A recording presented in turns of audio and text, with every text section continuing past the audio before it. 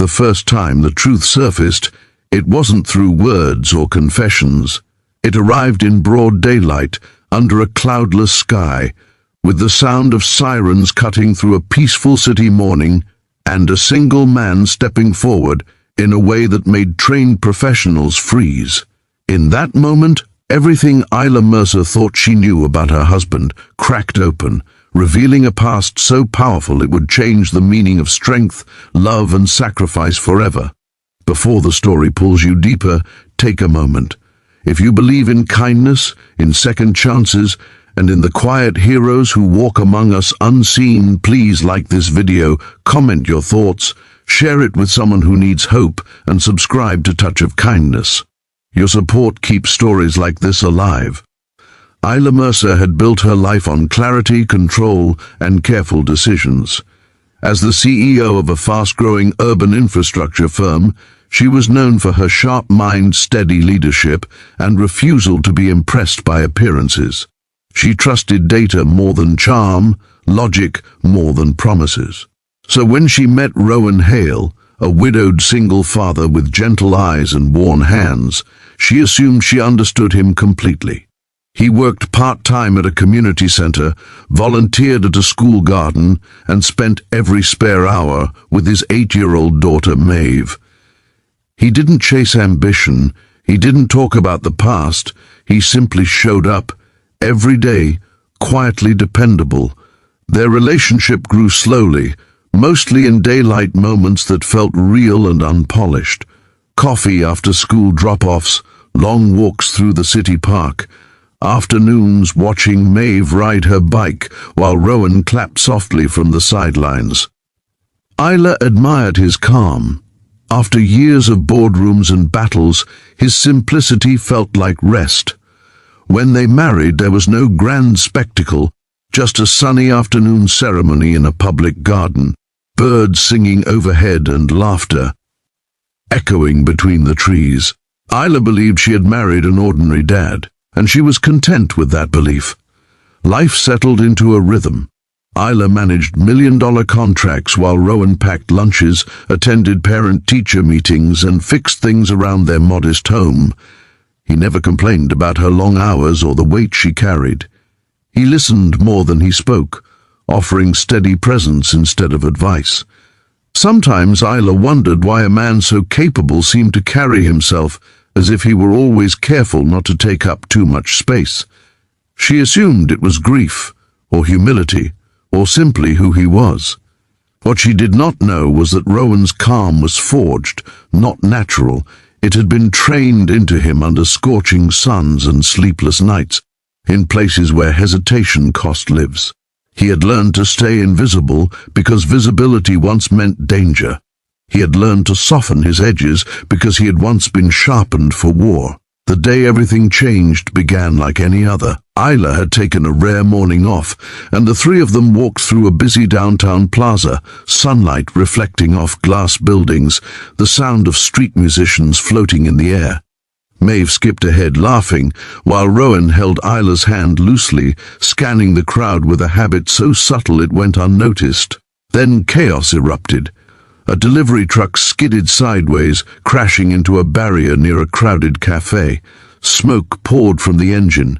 People screamed and scattered. In the confusion, a man stumbled from the passenger side, clutching something metallic, his movements frantic and erratic. Panic spread faster than understanding. Phones dropped. Children cried. The air filled with fear. Before Isla could process what was happening, Rowan released her hand.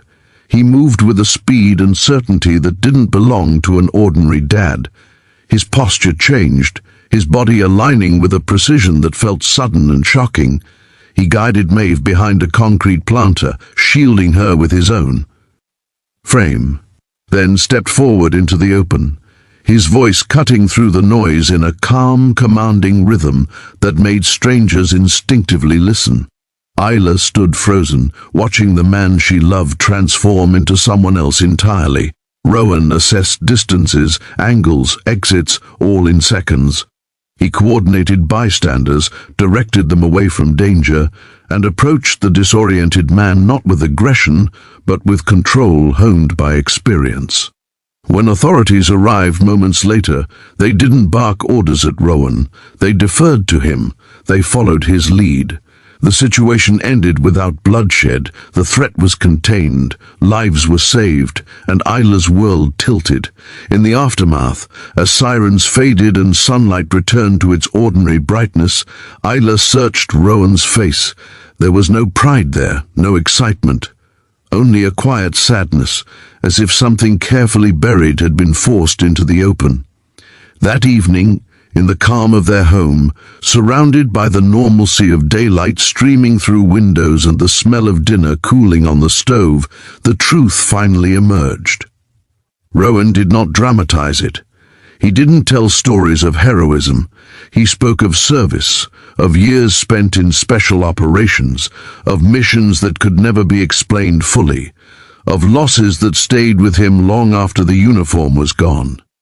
He spoke of leaving not because he was broken, but because he wanted his daughter to grow up with a father who came home every night. Isla listened, heart heavy, shame creeping in where certainty once lived. She realized how easily she had labeled him ordinary because he chose gentleness over recognition, how she had mistaken silence for emptiness. In the days that followed, the world caught up to what Isla had just learned. News footage circulated. Online speculation exploded. Former comrades reached out. Invitations, interviews, and opportunities appeared, offering recognition Rowan had never sought. At the same time, Isla faced her own reckoning. At work, she had always been the powerful one, the protector, the provider. Now she saw that strength had been quietly balancing her from the other side all along. Rowan never tried to compete with her success. He simply carried his own weight, unseen. Maeve sensed the shift too. She looked at her father with new awe, but Rowan was careful to keep her world grounded. He returned to school drop-offs, garden volunteering, and simple routines. He wanted his daughter to remember him not as a soldier, but as a father who packed lunches and walked her home in the sunshine. Isla struggled internally. Part of her felt humbled, another part frightened. Loving someone capable of such controlled force was different from loving someone predictable. She had to confront her own assumptions about power, vulnerability, and what it meant to feel safe. The true test came weeks later when Isla's company faced a public crisis. A construction site error caused injuries, and public anger flared. Protests formed outside the office building, loud and emotional but still firmly rooted in daylight visibility. Isla prepared to face the crowd with prepared statements and legal counsel, but Rowan insisted on accompanying her, not as a bodyguard, but as support. Standing beside him as the sun hung high above the city, Isla watched him read the crowd, sense the emotions, anticipate movement. He didn't dominate the space. He steadied it. His presence anchored her, reminding her that leadership wasn't about overpowering opposition, but about standing firm without fear. The protest passed without violence. The company took responsibility, made changes, and began repairs. Isla addressed the public honestly, her voice steady, her heart clearer than it had ever been. That night, as daylight faded slowly into evening, Isla finally understood the gift she had been given. Rowan's past was not a shadow threatening their future. It was the foundation that allowed him to choose kindness every day. His restraint was not weakness. It was strength refined by conscience. Their marriage deepened, no longer built on assumptions but on truth. Isla learned to rest without feeling diminished. Rowan learned to be seen without feeling exposed.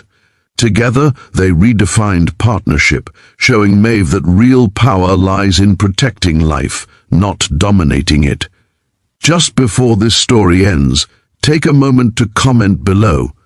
Tell us what strength means to you, or who the quiet hero in your life has been. Your words matter here.